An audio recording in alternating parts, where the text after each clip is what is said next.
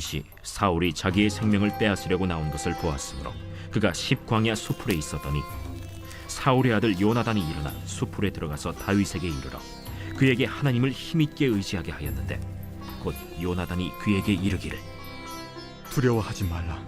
내 아버지 사울의 손이 내게 미치지 못할 것이요 너는 이스라엘 왕이 되고 나는 내 다음이 될 것을 내 아버지 사울도 안다. 두 사람이 여호와 앞에서 언약하고 다윗은 수풀에 머물고 요나단은 자기 집으로 돌아가니라. 그때 10사람들이 기브아에 이르러 사울에게 나와 이르되 다윗이 우리와 함께 광야 남쪽 하길라산 숲을 요새에 숨지 아니하였나이까? 그러하온즉 왕은 내려오시기를 원하시는 대로 내려오소서. 그를 왕의 손에 넘길 것이 우리의 의문이이다. 너희가 나를 긍휼히 여겼으니 여호와께 복받기를 원하노라. 어떤 사람이 내게 말하기를 그는 심히 지혜롭게 행동한다 하나니 너희는 가서 더 자세히 살펴서 그가 어디에 숨었으며 누가 거기서 그를 보았는지 알아보고 그가 숨어있는 모든 곳을 정탐하고 실상을 내게 보고하라. 내가 너희와 함께 가리니 그가 이 땅에 있으면 유다 몇천 명 중에서라도 그를 찾아내리라. 그들이 일어나 사울보다 먼저 시브로 가니라. 다윗과 그의 사람들이 광야 남쪽 마온 광야 아라바에 있더니 사울과 그의 사람들이 찾으러 온 것을 어떤 사람이 다윗에게 아뢰매. 이에 다윗이 바위로 내려가 마온 황무지에 있더니 사울이 듣고 마온 황무지로 다윗을 따라가서는 사울이 산 이쪽으로 가매 다윗과 그의 사람들은 산 저쪽으로 가며 다윗이 사울을 두려워하여 급히 피하려 하였으니 이는 사울과 그의 사람들이 다윗과 그의 사람들을 에워싸고 잡으려 함이었더라. 전령이 사울에게 와서 이르되 급히 오소서. 블레셋 사람들이 땅을 침노하나이다. 이에 사울이 다윗 뒤쫓기를 그치고 돌아와 블레셋 사람들을 치러 갔으므로 그곳을 셀라 하마느곳이라 칭하니라. 다윗이 거기서 올라가서 엔게디 요새에 머무니라.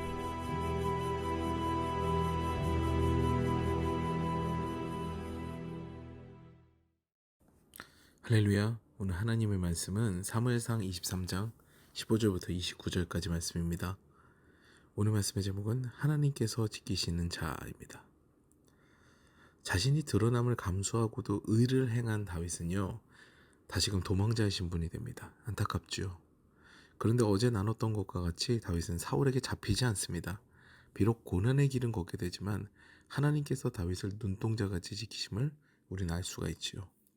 게다가 하나님께서는 지치고 피곤한 다윗에게 요나단을 보내십니다. 그리고 요나단은 다윗의 마음을 담대하게 하는데요. 오늘 17절 말씀입니다. 곧 요나단이 그에게 이르기를 두려워하지 말라. 내 아버지 사울의 손이 네게 미치지 못할 것이요 너는 이스라엘 왕이 되고 나는 네 다음이 될 것을 내 아버지 사울도 안다 하니라. 이것은 참 놀라운 말씀입니다. 왕위 계승권자 중 1순위인 요나단입니다. 여러분 잘 보세요. 왕으로 기름 부음 받고 왕의 자리를 지켰던 사울이고요. 이제 그 왕위를 이어받을 사람이 요나단입니다. 사실 사울은요, 다윗이 아무리 용을 써도 사울의 생전에 다윗이 왕이 될 수는 없습니다. 왜냐하면 사울이나 다윗 모두 하나님께서 직접 세우신, 기름 부어 세우신 왕이기 때문입니다. 사무엘이 기름 부어서 왕을 삼았다는 그 정통성이 사울에게 있으니 사실 사울의 그 생전에는요, 왕권이 상당히 안정적일 수밖에 없죠. 사울이 요나단을 답답해하는 부분이 바로 이런 것인 겁니다. 아들아, 나는 어차피 왕이다. 근데 이 상태로 쭉 가다가는 너는 이세의 아들에게 네 자리를 뺏기고 그들의 가문이 왕의 가문이 될 거다. 너 왕이 되지 못할 거야. 그 상태로 가면. 내가 너무 답답하다. 이런 마음이었겠죠. 그는 아버지 된 자로서 자신의 가문을 위해 정적인 다윗을 제거하려 애를 씁니다. 요나단은 아버지와 달랐어요. 아버지가 자신과 가문을 위해 애를 썼다면 요나단은 하나님께서 과연 어디로 시선을 돌리시는가 여기에 관심이 있고 주목했습니다. 그렇기 때문에 요나단은 하나님의 뜻을 잘 알고 기꺼이 제2의 자리로 가려고 하는 거예요. 요나단은 이 놀라운 고백, 예언적 말씀을 들은 다윗은요, 크게 위로를 얻고 담대해집니다. 근데 이때 또 사건이 터집니다. 다윗이 숨어있는 10광야 숲을 주변에 사는 10사람들이 다윗의 은신처를 사울에게 알린 겁니다.